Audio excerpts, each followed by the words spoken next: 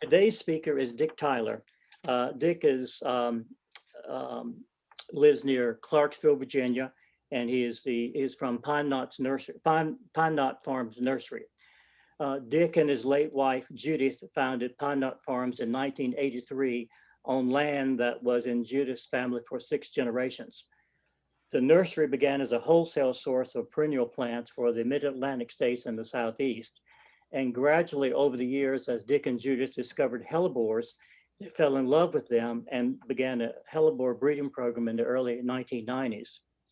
They have traveled to the United Kingdom at least 20 times to collect Hellebore breeding stock from such growers as Will McLuhan in Manchester and John Massey in the Midlands, as well as they've made trips to the Balkans with Will McLuhan, where Hellebores are native. They've also traded Hellebore stock with Sam Jones in Georgia and the O'Byrnes in Oregon, as well as nurseries in Japan and New Zealand and Australia. A book that Dick and Judith co-wrote with Cole Burrell on Hellebores for Timber Press won a Best Book Award from the American Horticulture Society, and it has a foreword by Dan Hinckley. I'm very pleased that Dick can join us today. He drove down from Clarksville to be with his daughter Helen and Carrie to Zoom, where there's a better internet connection. He will be talking to us today about Hellebores from Homeland to the present. So let's give a virtual welcome to Dick Tyler. Dick. Thank you, Bobby. Particularly want to thank Helen for being my instructor and support. This time of the year, with the Hellebore starting to bloom a little bit in the garden and on the internet, it's starting to at least crowd out a few of those little white flowers with green leaves that John Lonsdale likes so much. I'm glad to see the enthusiasm that people show of their own plants. Seems like a great deal of the pictures I see on the internet right now come from Japan. They must be slightly ahead of us and stuff, but it's really nice to have something this time of the year to get you out of the house, away from all the bad news and everything else. So.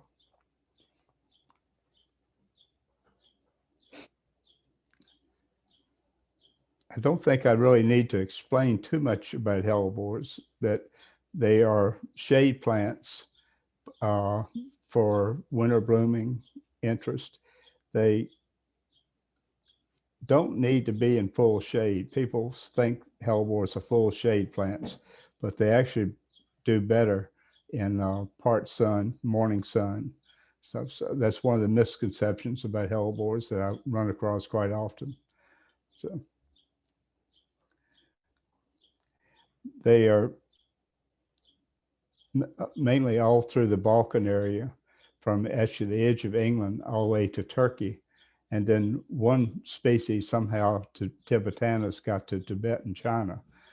I assume that the glaciers moved these around, and how it got to China, I don't have a clue, but for the majority of them are through Central Europe. There are two main categories of Hellebores. I'm not sure category is the right term, but there's caulescent, like this one, that has the flowers on the same stem as the leaves. There are 3 different species of these: Fetitus, this is Fetitus, Agudifolius, and Livitus, and they all have the same characteristic.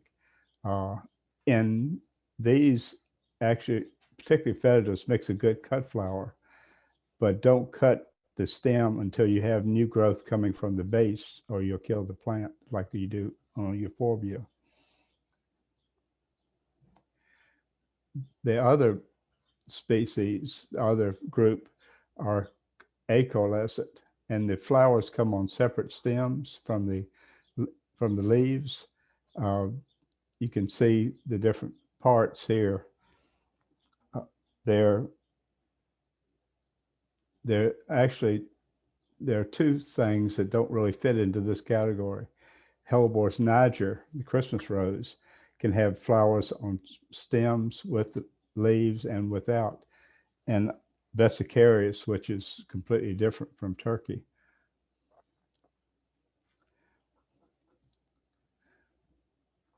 The white-flowered Niger, most people call Christmas rose, is a wonderful plant. Their Nigers are always white. Some of them have enough anthocyanin in that they fade to pink as the temperatures drop.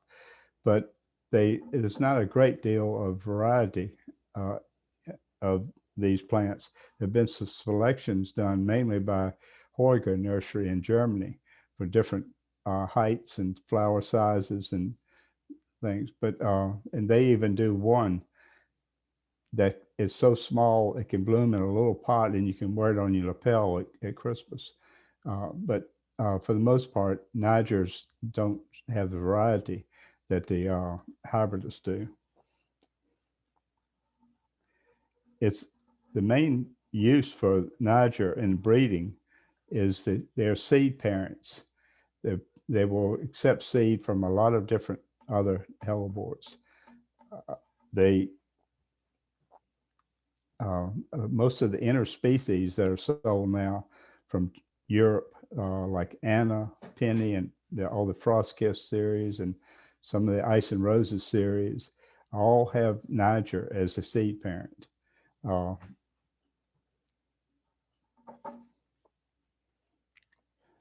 But in this, I'm going to concentrate more on the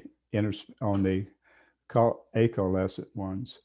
They are made up of at least 12 species. When we wrote the book, we knew they were going to add 2 more species, and of Abrucicus and Ligaricus. But the majority of the species are shown here. And the top 3, Orientalis guttatus, subspecies guttatus, subspecies orientalis, and abchasicus, are all the background of the main hellebores that are sold as Lenten rose. That all 3 of those are native to central, the Caucasus Mountains in Soviet Georgia, and they don't go dormant like some of the other species. For a long time, all the Lenten rose type hellebores were called orientalis. And that's not a proper name because, as you can see, orientalis is only a white flowered hellebore. And after a while, they tried orientalis hybrids, and that didn't satisfy anybody. So I think some of the people decided they were going to just call them hybridus. So that's a proper name now. That's how we list it. But still, many times I see it listed as orientalis. During the almost all the real early breeding work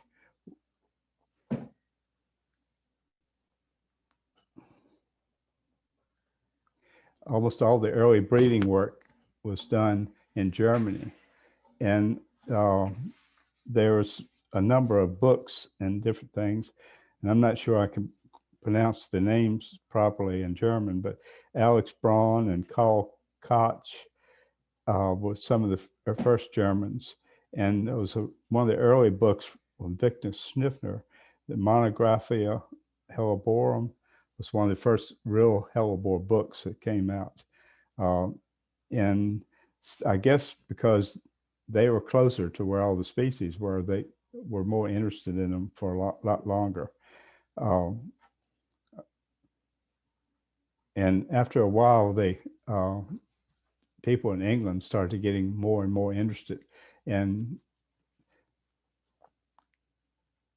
in the UK, E.A. Bowles and Thomas Archer Hine also started to work with the hellebores.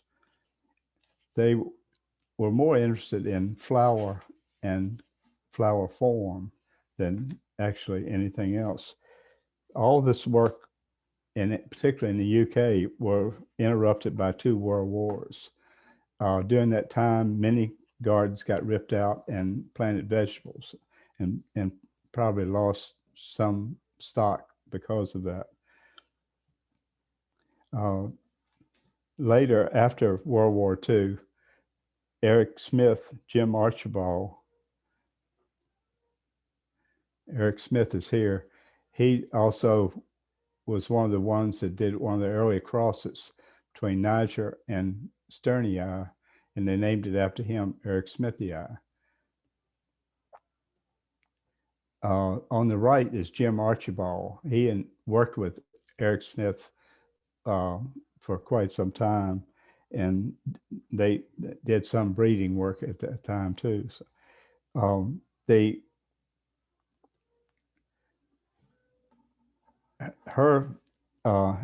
it was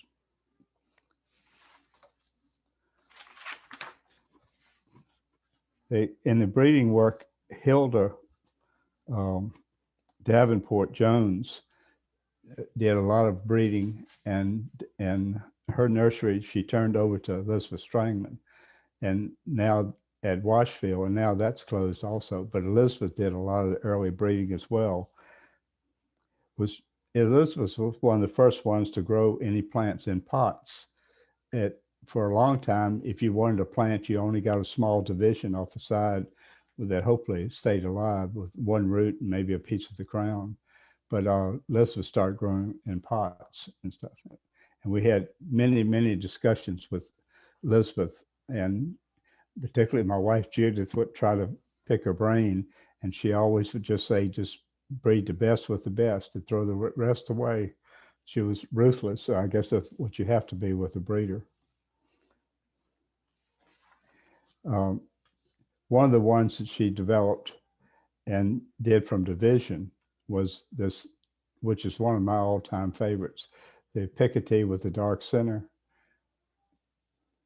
And later she also did this pink with the dark center as well. So those two of hers that we particularly liked. She also did found some of the first doubles. There was some found in Germany as well, but Elizabeth was on one of the trips to the Balkans and had to go behind a bush for the call of nature, and saw two double flowered hellebores. She brought those back, and they were Dido. She named Dido and Aeneas. This is Robin White and his wife Sue. Robin at Blackthorn Nursery developed these and sold them for quite a while.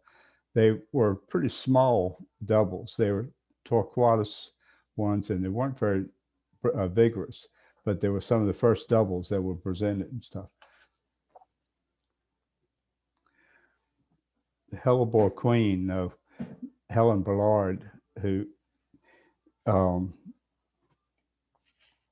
influenced almost every breeder, I'm sure, in UK and probably in Europe as well. She died in 1995, and I'm really sorry I didn't get to meet her. She was supposedly very much of a character.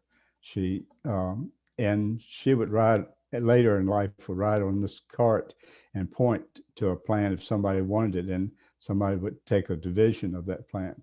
But I was told that if you really wanted to plant, she wouldn't let you have it. A lot of the stock from many other growers, Elizabeth and John Massey at Ashwood, all came from Helen Ballard stock.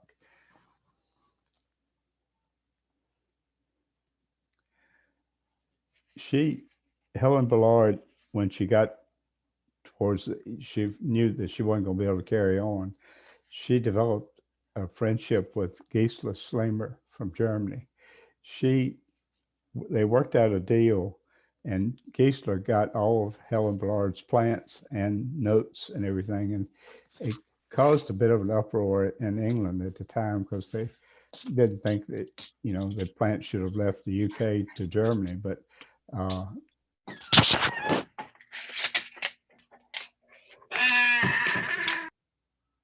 not sure what that was. Anyway, but she planted the plants out and kept them, and she showed it to us on one of the trips. The plants were actually seed strains later by George Uberhardt from Toledo Seed, sold those seeds as Lady Series and stuff.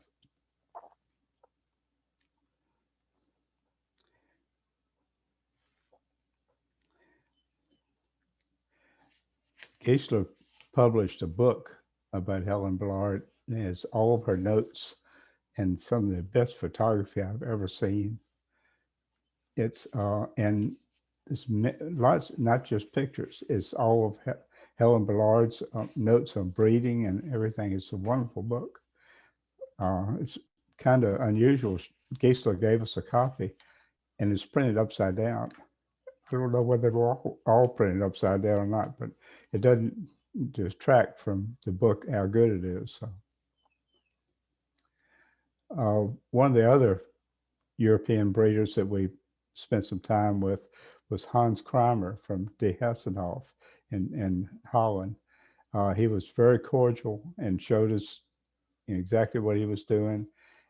And he even allowed us to clean our plants for shipping back when he wasn't even going to be there. He had to leave and go somewhere. And he had never met us before. He was very cordial, and we really appreciate it. And he's one of the ones that he bred was the first reverse double, reverse Picardy that I had seen at that time. And I think a number of other people have used that in their breeding as well. So all the early breeders, Helen Ballard, and I'm not sure, pretty much all of them would go back to the Balkans, to the species, to get plants to breed with.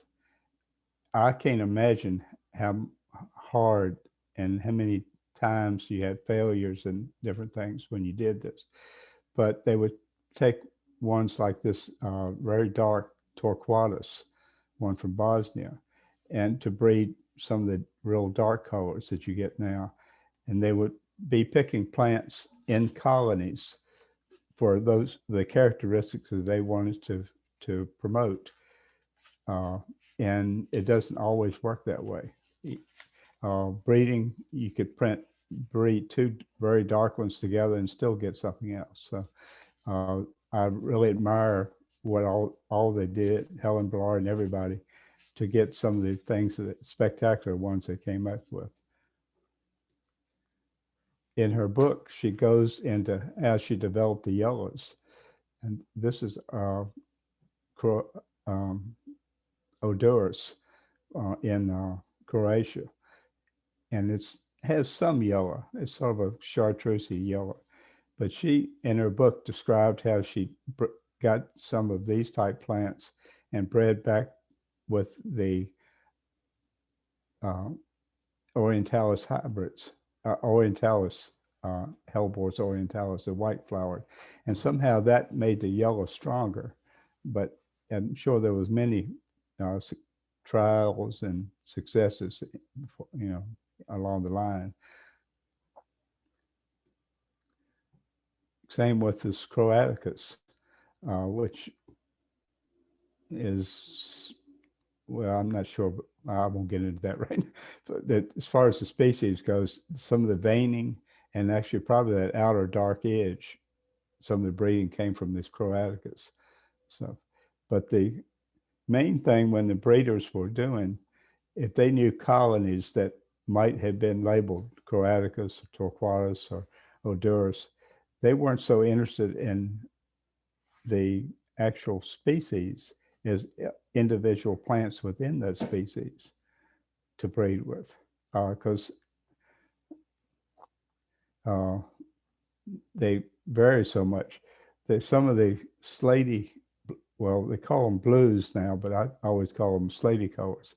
This is purpurescence in Hungary, and the back side is fairly slaty colored. I think they use some of this in the breeding to get some of the real nice slaty colors they got now. On the left is Brian Matthew, who is probably the best horticulturist that I've ever had a pleasure to meet. This picture was taken at the Eno.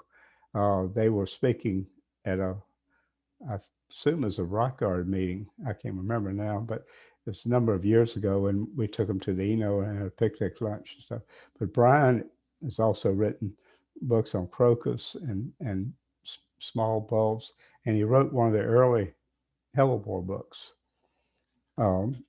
When we were writing our book, we asked Brian if he would write on the species for us, and he said no, that he actually was sorry that he did it on his book because they were so variable that he didn't feel like they were could accurately display them.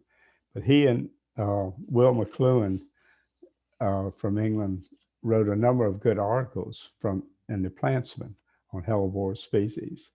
But the main thing I was getting to is the breeders weren't so interested in the actual name of the species, but the flower within the group of the species that they used to breed with.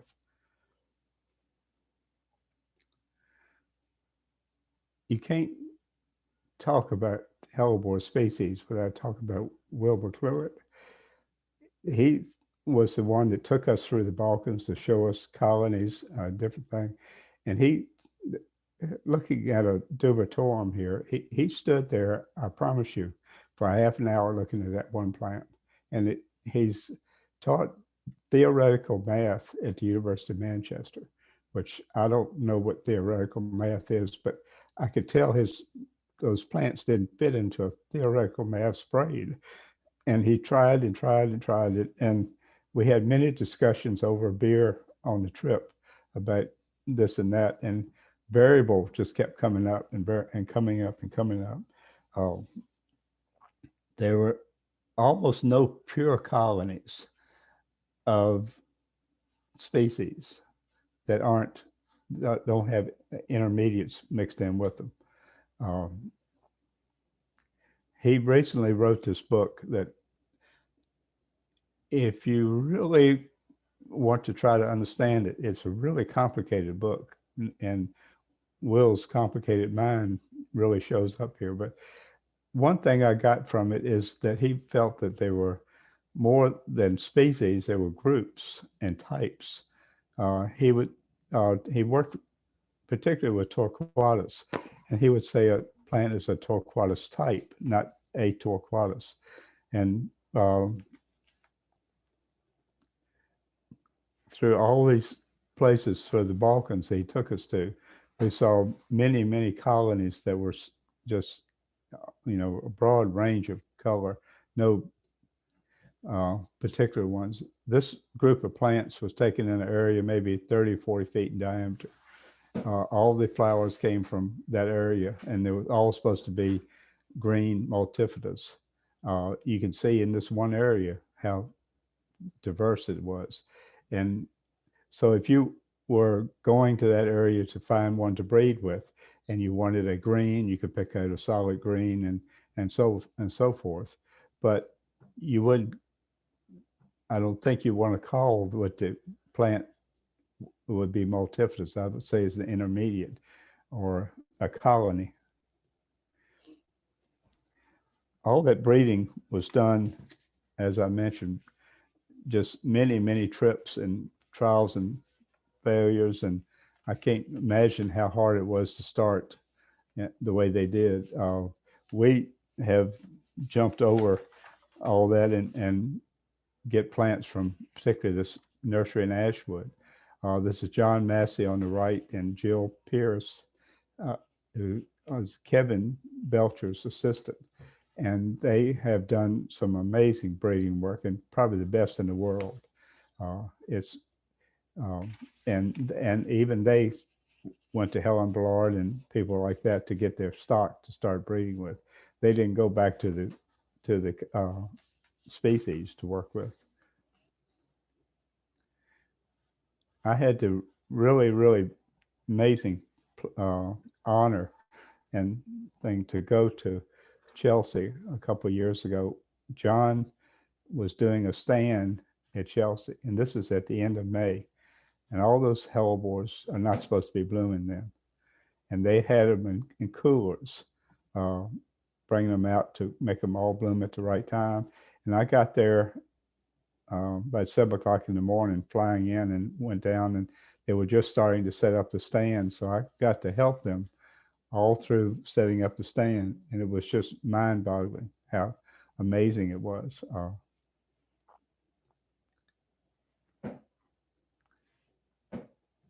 This is some of the new ones, and the ones in the center are, we've got a pretty close relationship with Ashwood and Kevin. And Kevin wouldn't tell me how he did it, what the cross was, but he calls it evolution series, the ones in the center. And they were really spectacular. But he did give me some seeds, so I guess it's not sterile, but this is part of the stand. Stand was probably 20 feet in diameter, and you could walk all around it. But we got to do that before any of the people came. I mentioned one from Turkey. It's vesicarius, and on the stand, he has it in flower, and the seed pods above that, they get quite large seed pods. And Kevin bred vesicarius to Niger, and on the left is briar rose, and he used a Niger from Nell Lewis's garden that we brought to him from Greensboro. So, but vesicarius and briar rose is pretty hard to grow. It goes dormant really early. But it's, it's amazing, more than amazing that they could have this all blooming on the stand. Some others, and they mix the shrubbery and everything. All these plants are still in pots, and they buried them down and then mulched around them. So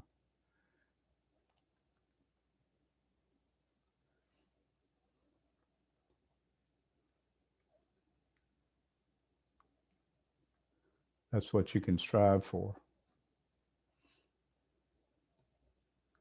Some of the really good yellows. It's been at least 6 or 8 years ago. Ernie, Marietta, and Cole, and Judith and I were there, and we saw some of the first yellows that Kevin had. The ones up on the left that have the orange center, and all the others. But the ones that we brought back to breed with were not very strong plants, and we bred others to them, and they were better. But the plants that we brought back, we've tried planting them outside, and they didn't make it. But by putting other plants on it and breeding with them, it made them a little bit stronger. But they definitely stand out in the garden. This is John and myself and Kevin and 2 of the other people at Ashwood. And John had just gotten the gold medal for the stand for the whole Chelsea thing. And by this time, we also saw Tony Avent and Hans Hansen and John Walters and stuff. It was funny, the day that we came back to the stand and they were starting to have people coming in, there was a group of people standing in front of the stand, and they were from Henderson, North Carolina. So pretty amazing. In Ashwood, this is what the breeding house looks like. You just go through there and just amazing. And we've been there, and they were dumping some of the big pots they felt were not as good as they should be. So they were throwing them in the dumpster, and it was all I could do to watch it. It's just, to clean a plant like that, to bring it back would be impossible. So every time we've been to Ashwood, there's always been a group from Europe and a lot of groups from Japan. Apparently, there's a great deal of breeding work done in Japan. This family came to our place 3 times and to bring back plants to breed with. And we still are friends on Facebook and stuff.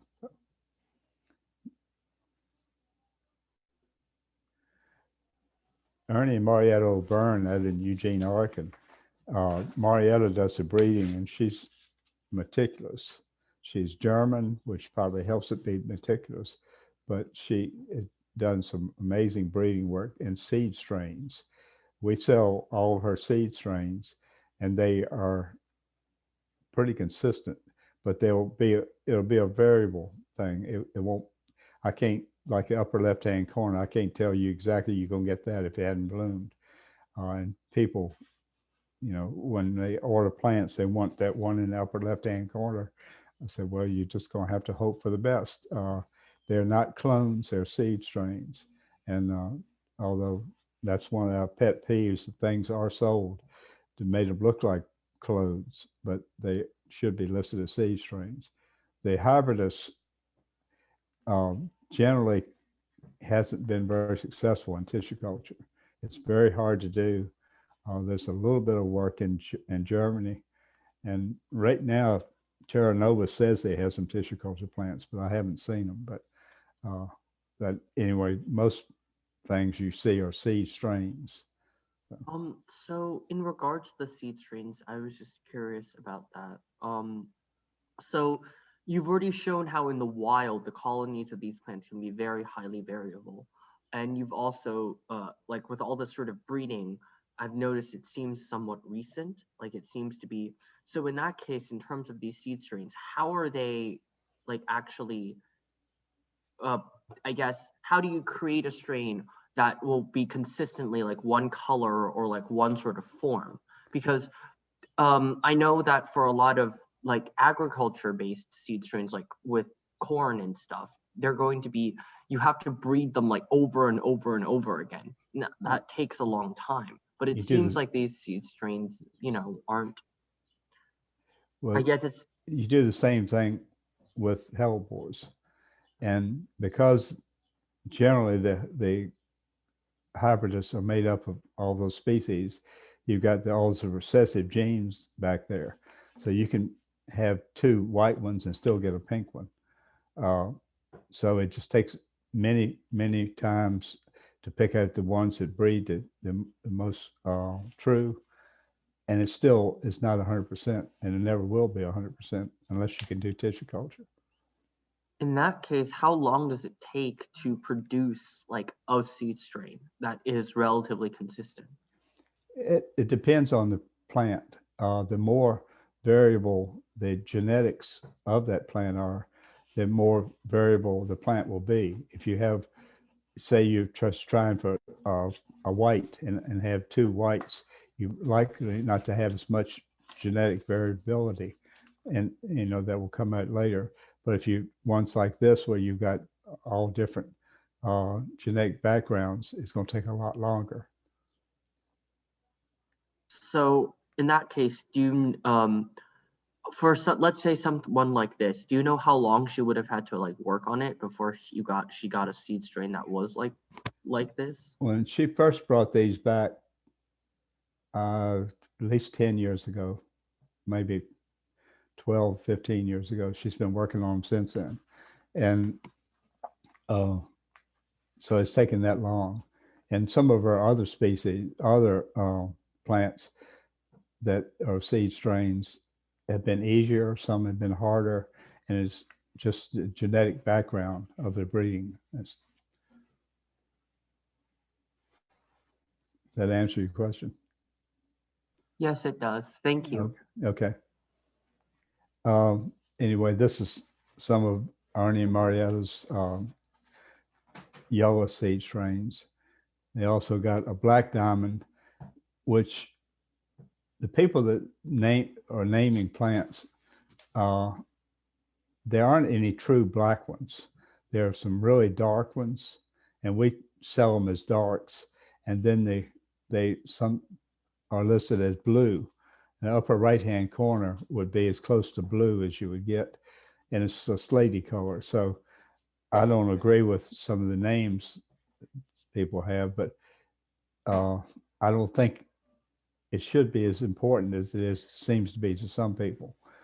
You can have a really nice plant and just appreciate the plant and for whatever it is. And if you want to call it Alice, Mary, or whatever you want to call it, you can call it that. But you're only going to have one plant. It's like that.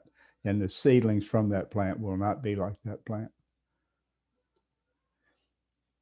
We got our background in Hellebores from Sam and Carlene Jones in Athens, Georgia.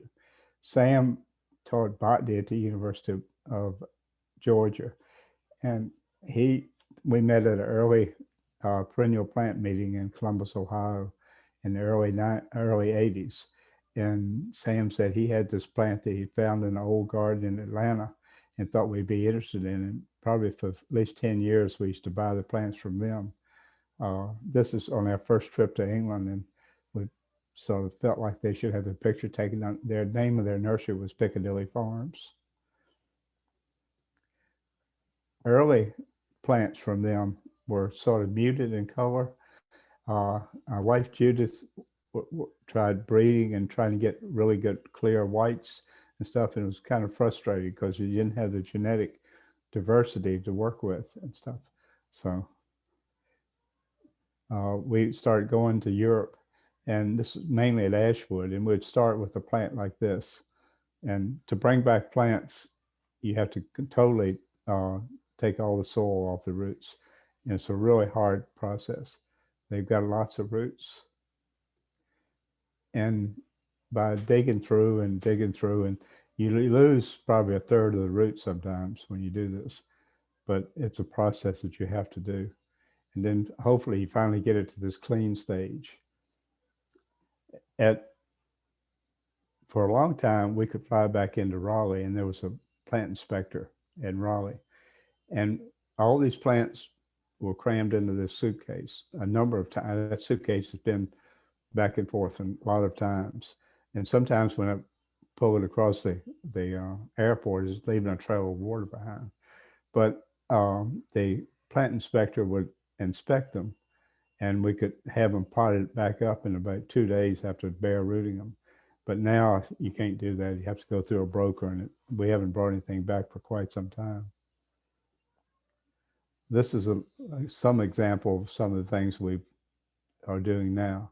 So each year we do bowl pictures, and this is mostly doubles. Sometimes we do a single and a bowl or a double bowl picture. But the advances you can see from the early ones from Sam Jones and Carlene to this stage, it's just mainly selecting and breeding as well. So. In our nursery, we have two 22 by 100-foot greenhouses for breeding. And a lady that's an artist comes in and she does with a paintbrush, they're pollinating. And actually she's going to start back next week because they're starting to bloom. And after they're pollinated, we bag them, mainly so you don't have to be crawling around on the floor trying to find a seed when it gets ripe. Because this is one of the houses full of purple bags.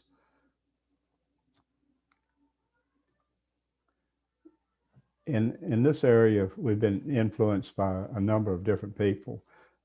Bill Hunt, Elizabeth Lawrence, Pam Harper, and JC, although he never mentioned Hellebores, his enthusiasm was always helpful, and he inspired a lot of students.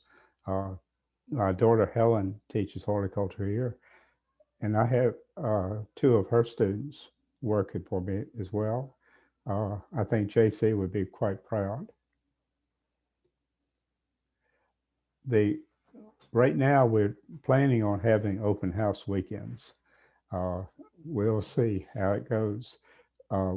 This is the dates, and we get quite a large turnout.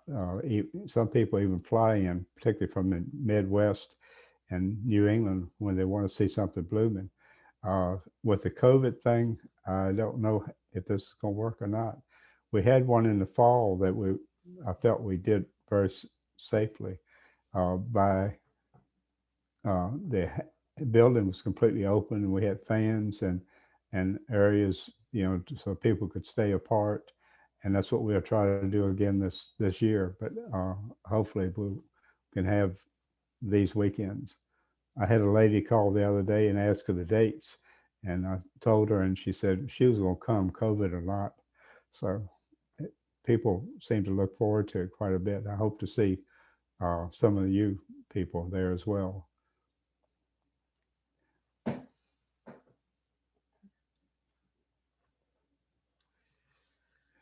Any other questions?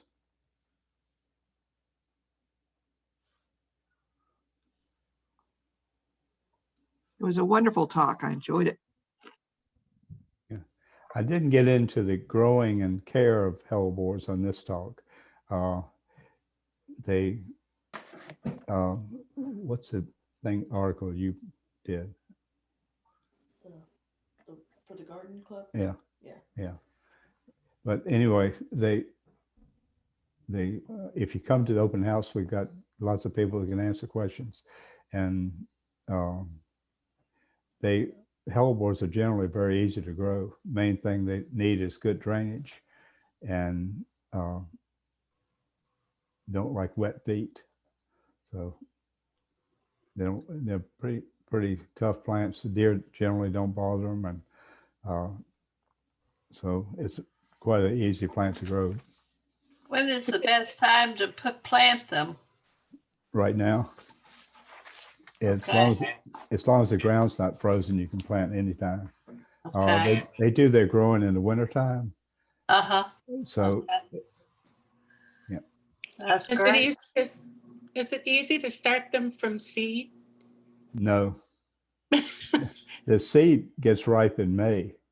And if you collect the seed and sow them in a flat and put them outside and forget about them until January when they start to germinate, then you can transplant them. If you don't collect the seed, then you'll have seedlings coming up under the plant. Yeah. And you can lift those and move them around. But if you don't lift them, they probably going to be too much competition close to the mother plant. So, Oh, okay. but from seed to bloom, particularly in a garden situation, it's going to be like 3 or 4 years. So, Okay. Thank you.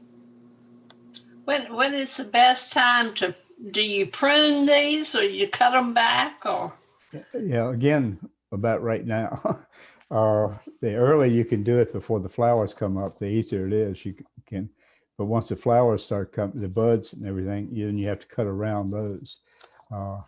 But you can do it anytime you see a bad leaf, even in the summertime. If you see a leaf that doesn't look good, you can cut it off. But it helps this time of year if you'll cut the old leaves off. Particularly, it keeps things like aphids from going through the winter under the old leaves.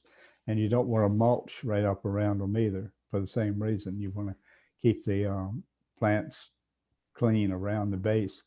The crown needs to stay open to the air. So you don't want to mulch right up around it as well. So. Great, good information. I named cultivar and it goes to seed. How likely are those seedlings to be variable? Depends on, what plants you're talking about. If on the hybridus, the Lenten rose type, they probably are not going to be, it might be similar to the mother plant, but they won't be identical. If you collect seed from Fetitus or some of those where there's no real variability, they're going to be almost identical to the mother plant. But the Lenten rose type, you could get anything. And sometimes the bees have done a really good cross and it's something better than what the plant was to start out with. So. Thank you.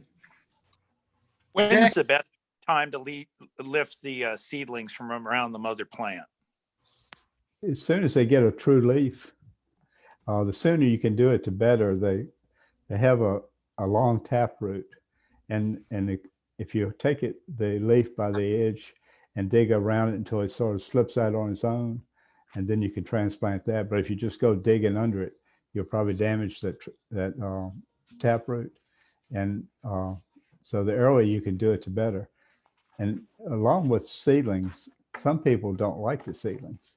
Some people say they're almost invasive because if you got an old plant, you can have hundreds of seedlings under that plant. And if you don't want them and you haven't collected seed, just take a hoe and sort of scratch them and that'll usually get rid of them. So. Thank you.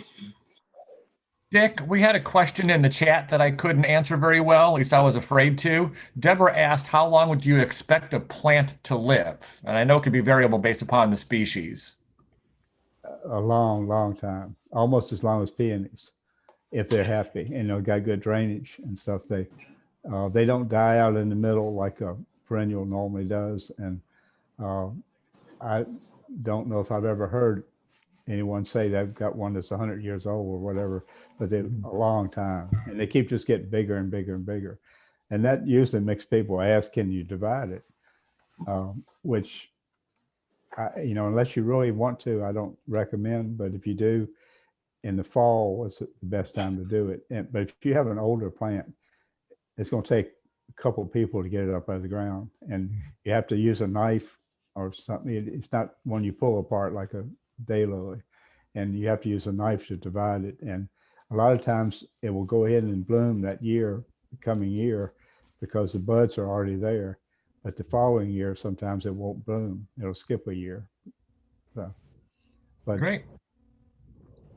And another question in the chat was, what species do we choose to have flowers facing up? And I know that's a work of some of the hybrids too that you're working on and others are working How on. do I get to the chat on this thing? the species that flowers that there aren't upward facing hellebores for I one hate thing, this.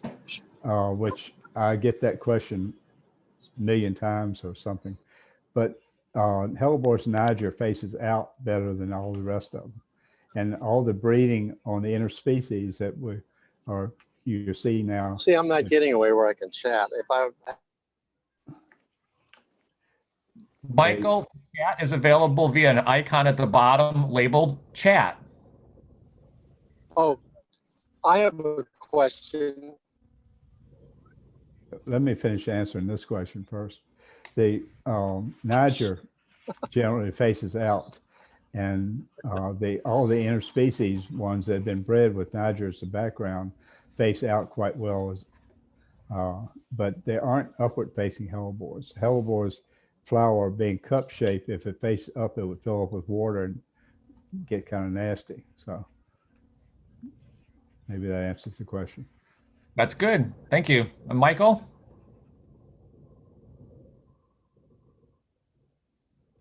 Okay, he just muted himself. So let's see what else is in the chat. Anyone else have a question? Will they grow in pots? Yes, they will. Anything with Niger, the Christmas rose, either interspecies or straight Niger, will grow in a pot quite well. They don't have as deep a roots. If you grow the hybridus in a pot, you have to have a very deep pot. They've got an extensive root system. I don't know if you saw when I was showing pictures of cleaning the plants, how big the roots are. The Niger and Niger connected ones don't have as big a root system, but they will grow in pots.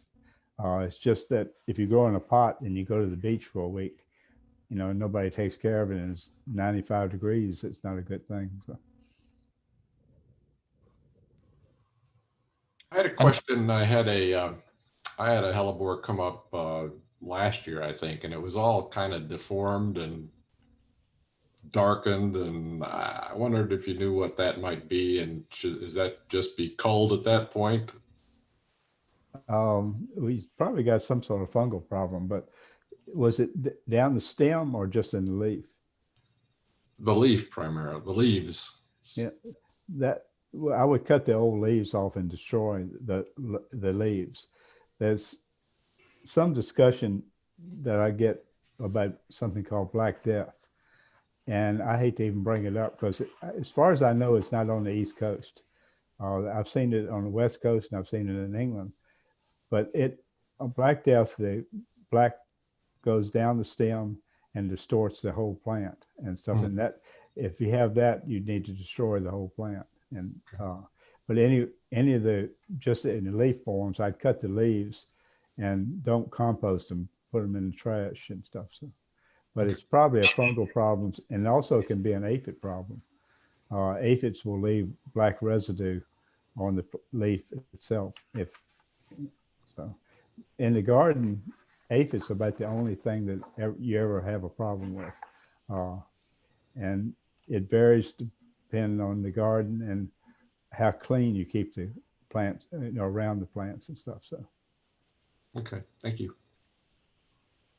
So I have a question. Does pine knot carry Niger hellebores? And Yes. then if you are a flower novice and you want to pick 3 to 5 hellebores to begin with for your garden collection, which ones would you recommend? Well, we carry Niger, and as far as recommend, it's personal choice. If you go to the website, pineknotfarms.com, you can see the pictures of some of the plants, and whatever appeals to you would be ones. Any of those would grow fine in this area. So, Dick, we have another question in the chat. Hal is wondering if you have any tips for growing Hellebores multifidus and Hellebores hercinogovanus, and also the Chinese form. well, all of those are hard to get seed. The multifidus and herzegovinus, it's, I don't know who has the seed. I know on Tony's trip when he went down to Herzegovina and had seed plants for a while, whether he's doing anything with it or not. But it's almost impossible now to get true Hellebore species seed. One thing, they're so variable, but as far as the one from Tibet, Tibetanus, you used to be able to get some from China from somebody named Chen Yi, and that sort of fell apart. So I don't know where you will get it. I've got seedlings, a few each year, but I don't really have enough to offer anybody. All 3 of those would be, and multifidus just is a whole broad thing of multifidus. That doesn't really narrow it down. The herzegovinus that you mentioned is really a nice plant, very, very divided foliage. It does have small green flowers. And one thing we're doing in our breeding is to pull out through the mix plants that have that type of foliage and breeding them back to regular hybrids to try to get a bigger flower and keep the foliage. That's somewhere down the road what we're doing. So, but as far as true herzegovinus seed and tibetanus seed, as far as I know, no one offers it. So. Great. Another question in the chat is Suzanne is wondering if Hellebores Golden Sunshine is better in a container. I don't think it would matter. Okay. Yeah, it should be the same either way. I have a question. I'm in Michigan, and we have snow on and off through April, end of April. Is it okay to cut all the leaves off, even with all the snow? Yes. Okay, all the leaves. Well, you don't, if you have leaves, sometimes you start getting new leaves. You can leave those. Right. Just cut the leaves that look old, that are dying now this time of the year anyway. So you shouldn't cut all the leaves off. Yeah, just cut the bad leaves. Bad leaves. Okay, thank you. Mm-hmm. Another question in the chat is David is wondering why some Hellebores are sterile, like Anna's Red, for example, and does that hamper your breeding program at all? Well, you can't breed with sterile plants. So, and why they're sterile, I asked, one of the guys that works for me, was more into that than I am. I don't know what makes a plant sterile. I don't know what makes a horse and a donkey make a mule that's sterile. Somehow why would a huge house like that be? I couldn't hear that, but but you can't really use a sterile plant to breed with because it's sterile. But what actually the technical thing of being sterile, why it is, I have no idea. One of the reasons for sterility is the parent plants didn't have the same ploidy level. For instance, if one parent's a 2 and another parent is a 4, the offspring is a 3, and you cannot divide 3 into a whole number. So there's no offspring in that case. That's just one reason, of course, right there. Yeah, that's another math thing, huh? Yeah, it's theoretical math that they are talking about there. Another question, I guess maybe just looking for some good comments, is Lori's wondering about growing Hellebores in containers. Any recommendations for doing that? Well, what I just said about containers depends on which type of Hellebore you're growing. And anything with Niger, either Niger or the interspecies one with Niger background can be done in container easier than the Linton Rose hybridus type because they have bigger roots. But either one will grow in the container. They probably prefer being in the ground though. So. Oh yeah. And Stephanie was just asking for a clarification. Did you say that it takes 3 to 4 years from the time a hellebore is germinates from seed to its first flower? Yes. In a nursery situation, we can maybe push it up a year by giving it, as close to ideal conditions as we can. But if you left it in the garden, it would take 3 to 4 years. So. Okay. And Pat was wondering if hellebores are bothered by voles. Only thing I've ever seen with voles, I've seen them tunnel under it, and the roots are actually hanging out in the air, but they don't eat the roots, but they tunnel under it, and the roots aren't attached to the ground anymore. But for generally, voles aren't a hellebore problem. So. Can I ask a question? How do you get additional sterile plants? Do you divide, or is it a matter of cloning? No, you divide or buy another plant. A sterile plant would have been cloned because it was done in tissue culture.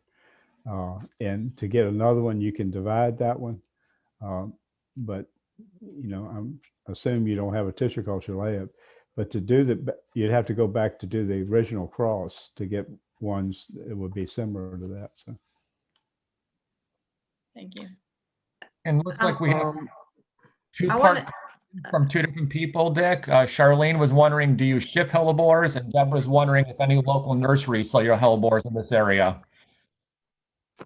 Some nurseries buy our mixed seedlings that we sell, Plant Works and number of ones, but we ship all over the country, mail order. So, and that's where you'd have the more unusual ones, like all the Ernie and Marietta Winter Jewel series and the interspecies, like the Anna and Penny. We have all of those as well. So. PlantWorks is a wholesale nursery in the Durham area, and a lot of the local area nurseries or garden centers do buy from PlantWorks. Yeah. I have a question.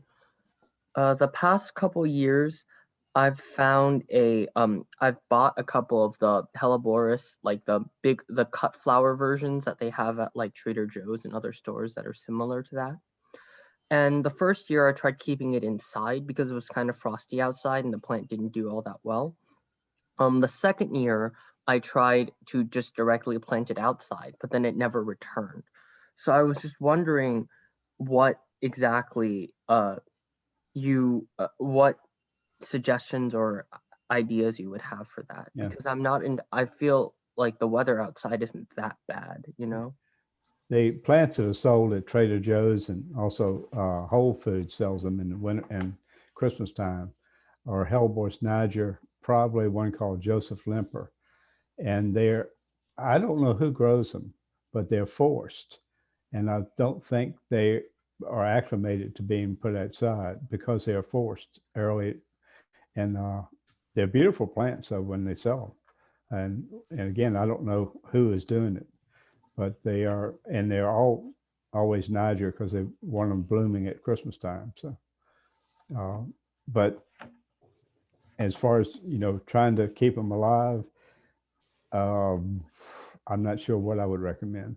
The outside in the garden is probably one of the best things, but if they've been in a heated house or greenhouse and then sold, then it's going to be quite an adjustment for them. They're going to be out of cycle.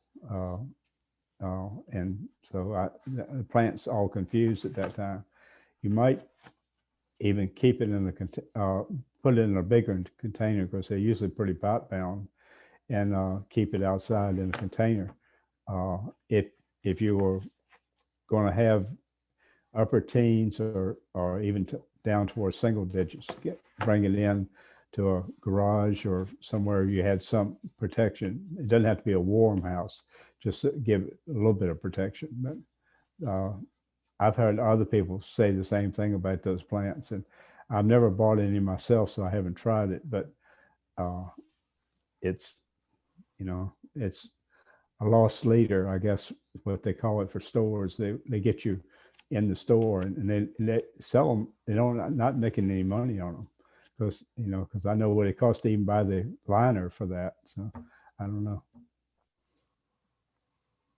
I have a question. All right, thank you. Do you need to fertilize these? I recommend plant tone. It's like holly tone, but it's called plant tone in the spring and then the fall. But to be honest, in our garden, we probably don't get around to it. So they aren't real critical. And also people ask about pH. And the pH is not critical at all unless you were way off the chart one way or the other. It hasn't really made any difference. I think the pH thing started because in the Balkans where they grow amongst limestone rocks. And I think people from that assume that they like the limestone. Stay straight. What is the germination period for hellebores? Do the seed need to go through a cold spell? It seems to, yeah. I've tried to sort of rush it, bringing them into a refrigerator and stuff. But the best way I've ever found is just put them in a seed flat and put them out. And when they get ready to germinate this time of the year, they're going to germinate. And I haven't been able to speed it up anymore. I haven't done it very scientifically, I have to admit. So. I had a really pretty peach hellebore die in August 2019. And then in January, February of 2020, I must have had 100 seedlings in that spot. Mm-hmm. From the previous year, I assume. Well, some of them should be pink. So. Okay, well, they're still too young to, you know. Yeah. It's too early, but yeah, so I've been potting like crazy. Are you going to sell those? No, I'm giving them away. I didn't know if you were going to be a competitor or not. No, I got them. I got them. We have another question in the chat deck. Jean is wondering what their natural pollinators are in this area, or I guess maybe even in their native homelands. I'm not sure about the native, but in this, bees are the pollinators. And you'd be surprised. You could have a day, if you had blooms out in the garden and it gets up to in the 40s, there'll be bees out there pollinating. There was a lady out in Seattle that her husband raised bees for honey, and she started growing hellebores so the bees would have something in the wintertime. But somebody the other day asked me on the phone what bee it was, and I'm not sure I know enough about individual bees, but it looks like a little honeybee, but it's sort of a yellow small bee. And I've even seen sort of smaller looking bumblebee looking bees do the pollinating as well. So. And another question in the chat from Darla is, will hellebores grow in sandy soils of coastal North Carolina? Depends on how close you are to the water. I don't think salt spray would be good, but again with sandy soil, you have to. People think sandy soil drains, but sandy soil can hold water as well, particularly if you have any clay under it and stuff. So, but they will grow there, and we used to do some sales down in Charleston, South Carolina. The same story. One person would come in and said hellebores do great. Next person said they can't grow them at all, and it's the drainage is the biggest thing.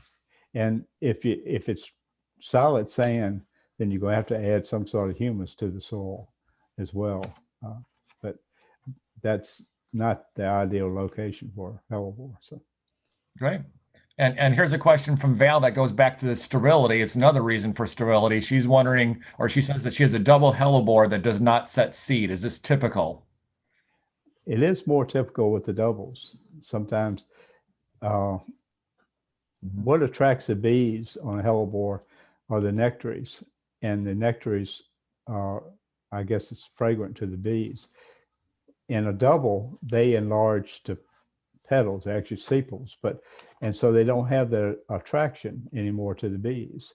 So you don't get the bees coming to a double to pollinate it as much as you would to singles. And sometimes a flower doesn't produce all its parts. We call it a blind eye, and it doesn't. But it's probably the fact that it's nothing to attract the bees. That's why the main breeding on the doubles we do is in the house with a paintbrush. So. Yep. And Sue is wondering, do you have the Nell Lewis Hellebores Niger? Yeah, not for sale. Now I've got some in the garden, and I've got a large plant, but it's not going to be that much different than the other Hellebores. I don't know how many people around here knew Nell Lewis, but she was quite a character, and I had it more for sentimental reasons than actually for the breeding and stuff. So. And Donna has a question that I don't think is ever really listed on a tag. She was just wondering if there's a way to tell if the Hellebores are sterile just by looking at them or on the tags. Tags and Hellebores are one of my pet peeves because and the salesmen that sell these Hellebores don't know what they're talking about either. It doesn't say that it's sterile. It should say that it's sterile. It should give, some information, but they don't. They make it sound like they're clones, and they're not. So the tag, and I've seen them listed, all Hellebores, the interspecies and everything, just call Lenten Rose. Just call them all Lenten Rose. That are, and so the tag, I wouldn't try to get anything from the tag.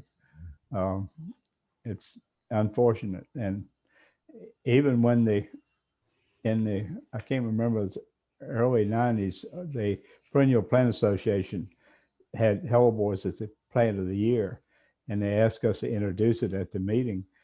And I went to the tag companies and I asked, can we have the tag changed to Hellebores hybridus and not Hellebores orientalis? They wouldn't even talk to me about it. So. That's not nice. No. Another question in the chat is William is wondering if you'll have seedlings for sale this year. Yes. Yep. And seedlings of singles and doubles as well. Okay. And the next question is actually for me. Anne was wondering what the term I just used. Was it ploidy? And yes, when they have two, it's diploid, and then 4 would be tetraploid. So that's where that comes from. Okay.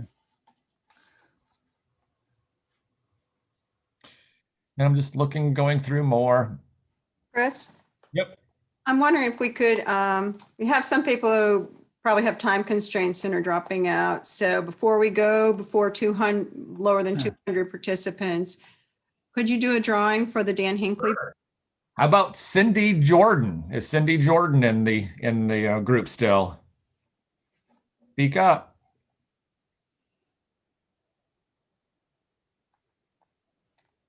I do not see Cindy Jordan in the group. Hal Booth. Is Hal Booth still here?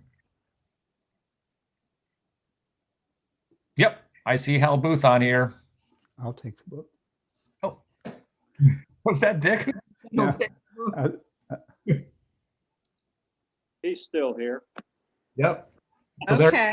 There you go, Cindy. You got it. Hal Booth is the winner of the book.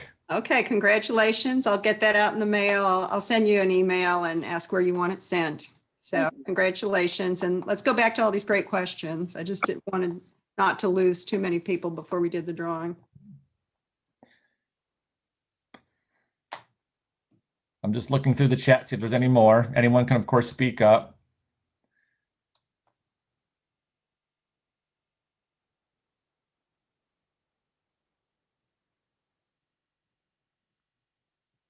Did he say they do not like wet feet? Yes, that's right. Okay.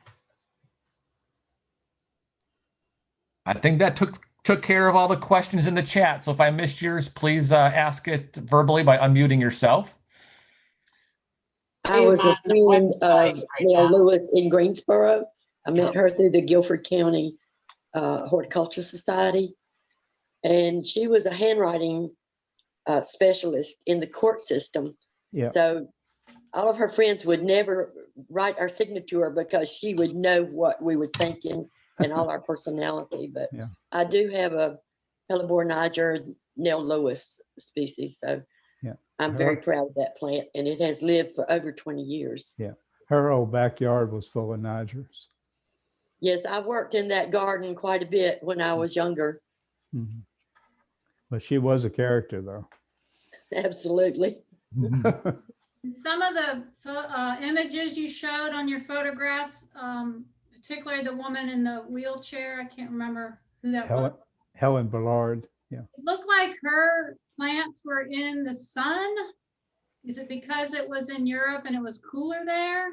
Yes, they can grow in full sun in Europe and England. Okay. And in New England here, they can grow in full sun as well. So Okay.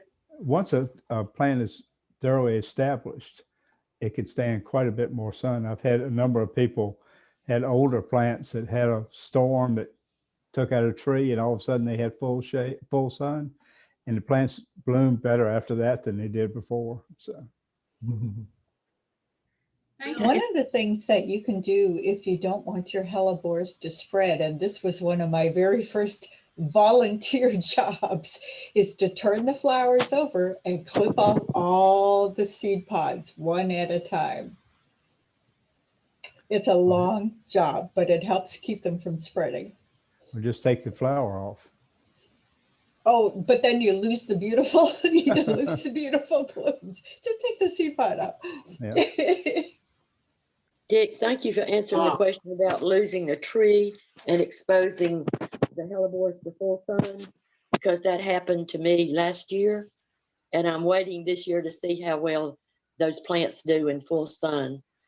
I have several colonies of hellebores because I never raked up the seedlings. So sorry about that, but they're all beautiful. I love every one.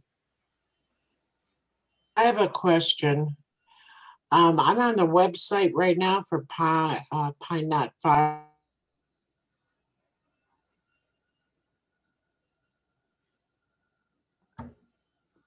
You might need to ask your question again. It cut off.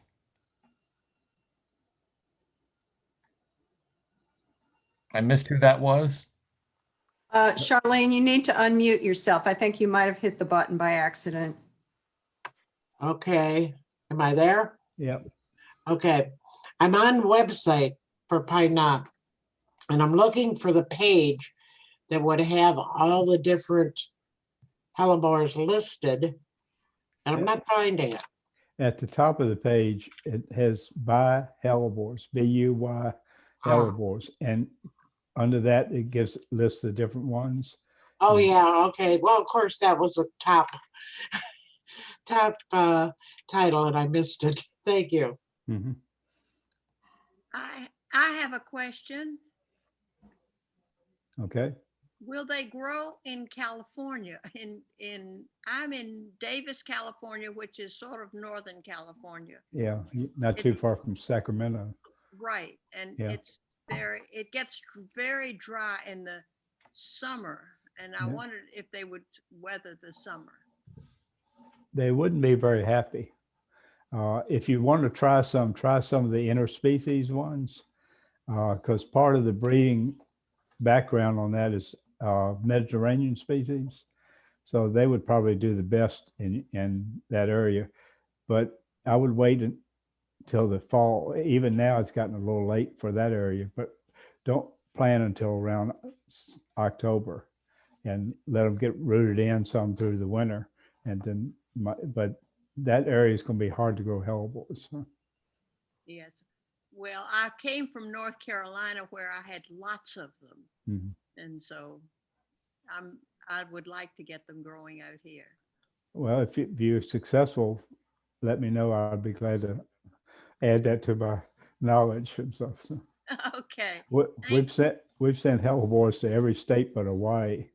And some of the places we've sent it to are like Southern California and other places. I say that I don't know if he's going to be happy or not. Please let me know. So. Okay, thank you.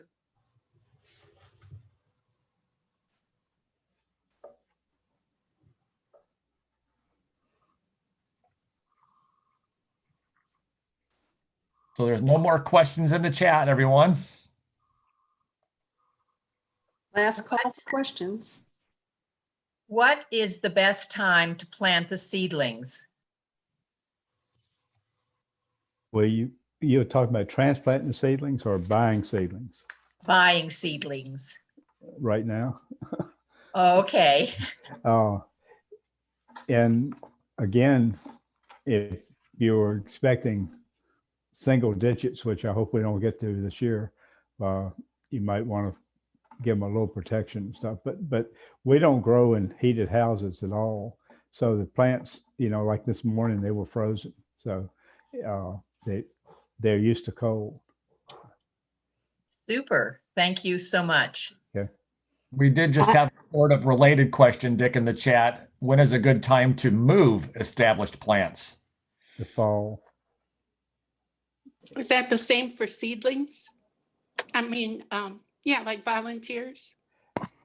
You could do those earlier because it's less traumatic to them to have it lifted. But if you left on a big plant, you want to wait until the fall where you can. It's starting to go dormant, and not dormant, but it's easier to do it then. So.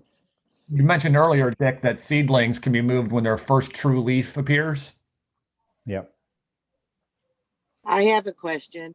I'm developing a garden that's under and in front of a weeping cherry, and I would like to put some Hellebores there. What can I do? What do you recommend for soil conditioning prior to, planting the Hellebores? What type of soil do you have? It's clay. It's clay. not. Yeah. Yeah. It's amenable clay, meaning, if you add amendments, you can come up with some decent planting material. Well,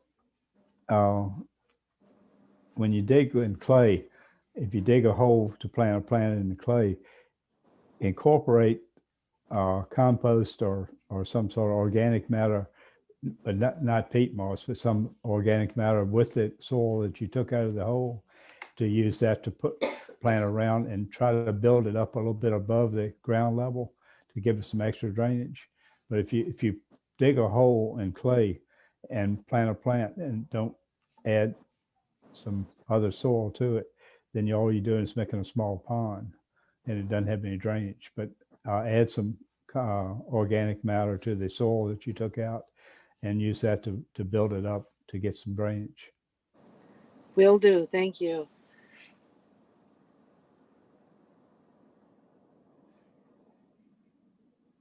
Okay, I see another one in the chat. If ordering plants, is fall or spring a better time to put the plants in the garden?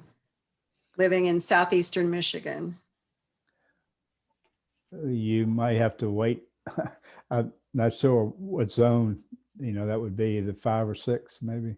I would think. Yeah. You could wait until a little bit later in the spring. Mm-hmm. I usually say you can plant as long as the ground's not frozen, but if you planted it and got snow cover, they would be fine. If you planted it and it went down to 5 degrees or whatever, it wouldn't be so good. So yeah.